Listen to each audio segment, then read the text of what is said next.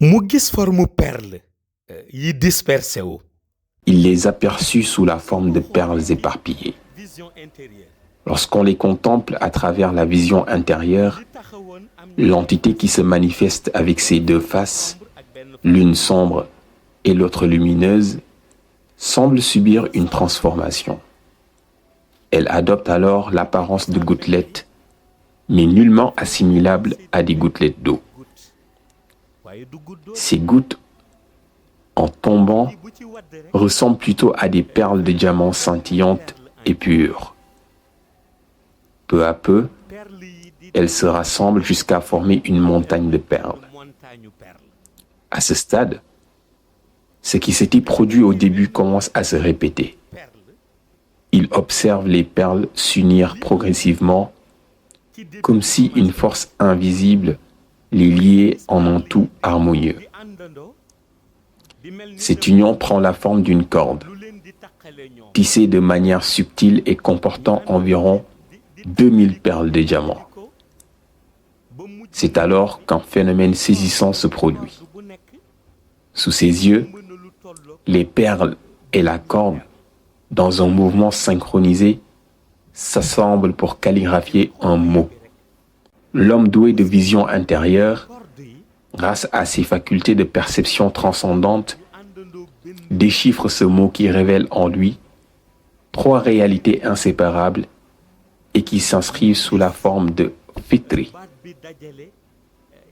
Intrigué, il cherche à comprendre pourquoi ce mot prit forme ainsi. C'est alors qu'apparaissent à l'intérieur même de cette inscription deux éléments jaillissant du corps du mot, l'un émergeant du fa et l'autre du ra.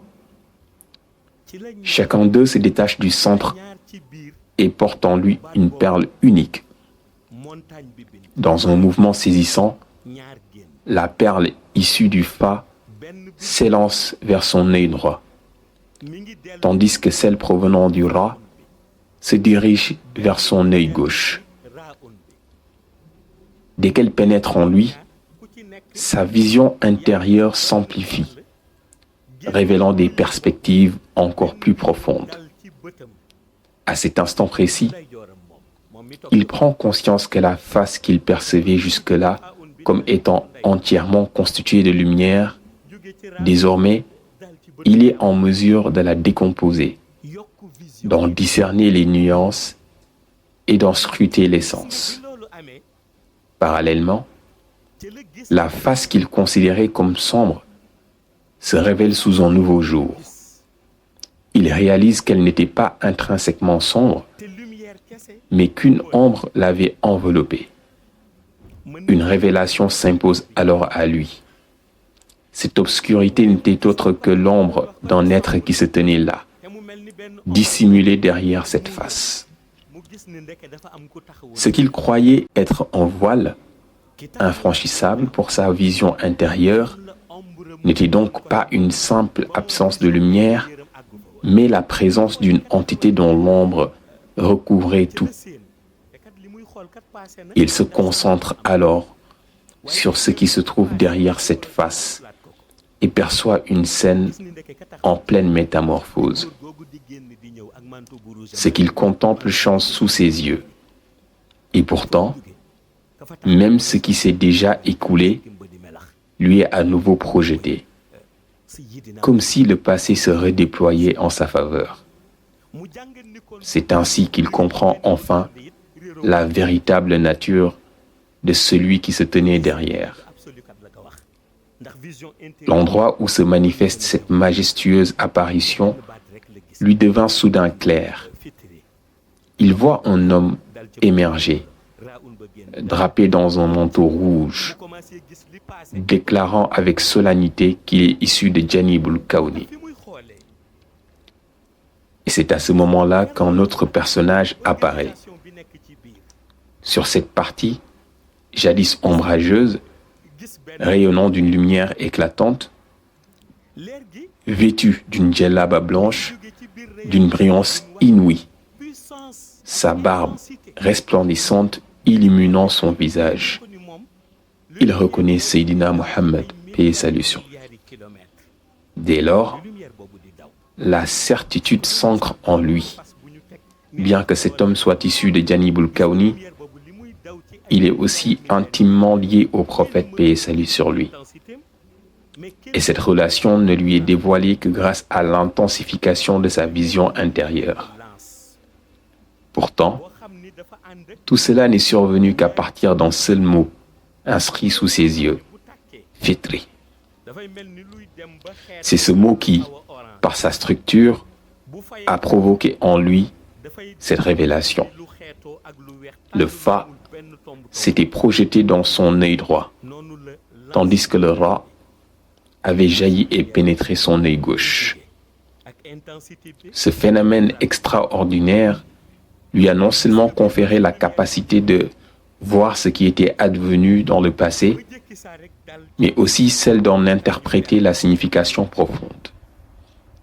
Tandis qu'il contemple les perles et l'organisation subtile qu'elle engendre, une lumière issue de la réalité divine lui apparaît soudainement. Cette lumière ne se contente pas d'apparaître. Elle traverse l'espace avec une intensité extraordinaire et une rapidité fulgurante, parcourant des milliards de kilomètres dans un élan insaisissable. Nul ne saurait saisir pleinement son essence, mesurer sa puissance, ni appréhender sa vélocité. Cette lumière prend la forme d'une lance flamboyante, imprégnée de deux couleurs distinctes. Lorsqu'elle s'illumine pleinement, elle revêt une teinte proche de l'orange incandescent. Lorsqu'elle s'éteint momentanément, avant de se rallumer, elle adopte une blancheur absolue, d'une pureté éclatante. Ainsi, cette lance de lumière se déploie, révélant toute son intensité fulgurante et sa vitesse transcendante. Lorsque cette lance lumineuse se manifeste, elle fond brusquement sur la montagne de perles et la transperce avec une précision implacable. À cet instant, le mot fitri, inscrit au cœur de cette montagne, devient le point d'impact au niveau de la lettre restante. La lance la perce, le fendant en deux d'un éclat tranchant. Cette division se transmet à la montagne de perles elle-même, qui se divise en deux parties distinctes. L'une se positionne à droite et l'autre à gauche. Il plonge son regard à l'intérieur des deux parties de la montagne scindée et y perçoit celui qu'il avait déjà vu vêtu d'un manteau rouge. Cet être majestueux s'est installé au centre des deux fragments du monticule de perles, dans une posture solennelle. Il l'observe attentivement. Son manteau rouge drape harmonieusement sa silhouette. Ses cheveux, d'une beauté singulière, rehaussent l'aura qui l'entoure.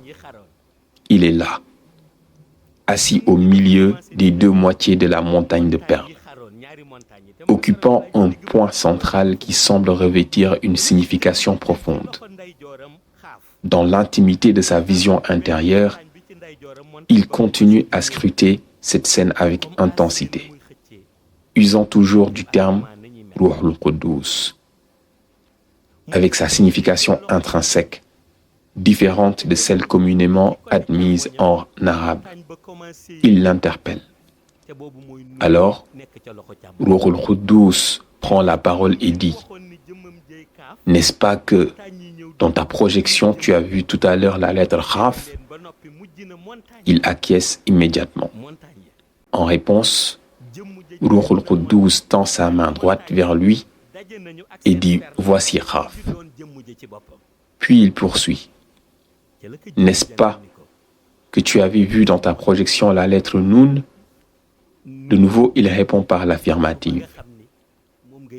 Alors Ruh al-Quddus tend cette fois-ci sa main gauche et dit: « Voici Nun. » Enfin, il interroge une dernière fois: « N'est-ce pas que tu avais vu dans ta projection la lettre Kaf? Il répondit par l'affirmative. Il l'informe ainsi. Le Kaf représente essentiellement mon être. C'est ainsi qu'il comprend enfin la réalité du Kun Fayakun. Ce commandement divin par lequel toute chose vient à l'existence. Il réalise dès lors que la garantie de cette puissance créatrice a été confiée par Allah à Ruhul Quddus.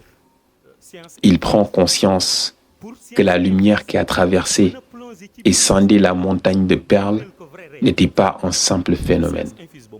C'était une manifestation de cette réalité profonde, un dévoilement permettant d'accéder à celui qui siège désormais en son centre. C'est alors qu'il s'exclame, avec une certitude absolue, puisque le mot inscrit était fitri, et que j'ai vu la lumière, alors je proclame, fitri bin nouri. Mais la scène ne s'arrête pas là, car cet être commence à réunifier les deux parties de la montagne qu'avait divisé la lance lumineuse. Pourtant, chose étonnante, il demeure encore immobile, toujours installé en éventail au centre, sans le moindre déplacement. Le visionneur intérieur le voit alors tendre sa main droite vers la montagne située à sa droite, celle désignée par Khaf. Aussitôt, la montagne répond à son appel et se rapproche de lui, attirée comme en métal par un aimant. Le mouvement est naturel, fluide et irréversible. Puis il le voit tendre sa main gauche vers la montagne à sa gauche, associée à Nun. Cette montagne se met en mouvement et s'approche convergeant vers sa main gauche. Une révélation éclate alors. Il contemple cet être majestueux dont l'essence est Kaf et le voit absorber les deux montagnes, les unifiant en lui. Ce qui était séparé se fond en lui, ne formant qu'un seul être.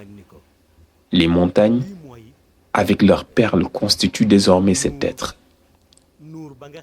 Alors, avec majesté, cet être s'adresse au visionneur intérieur et proclame: ceci est ce que vous appelez Nour, plus précisément Nour il-Mutalsam. Tandis qu'il étudie Nour il-Mutalsam, une révélation le frappe. Bien que cet être ait unifié les montagnes, son essence Kaf continue de se manifester. Cette persistance l'intrigue et il ressent le besoin de sonder ce mystère par la science infuse. Tandis qu'il cherche à saisir cette connaissance, un nouveau spectacle se déploie soudain. Les montagnes émettent des projections intenses de lumière, jaillissant dans le milieu divin. Saisi par cette grandeur, il tombe à genoux devant l'être symbolisé par Kaf et perçoit une séparation entre eux, une distance élargie entre lui et le Ruhul Quddus, symbolisé par l'être qui incarne le Kaf. Conscient du caractère éphémère de sa belle vision, il l'implore de lui accorder une interprétation avant qu'elle ne disparaisse. Alors, d'une voix puissante et résonnante, l'être majestueux s'adresse à lui et prononce ces paroles.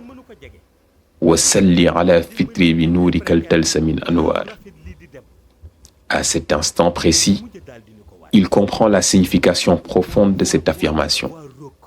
Et l'être majestueux poursuit encore son enseignement pour lui. En réintroduisant le Kaf dont il avait essentiellement besoin.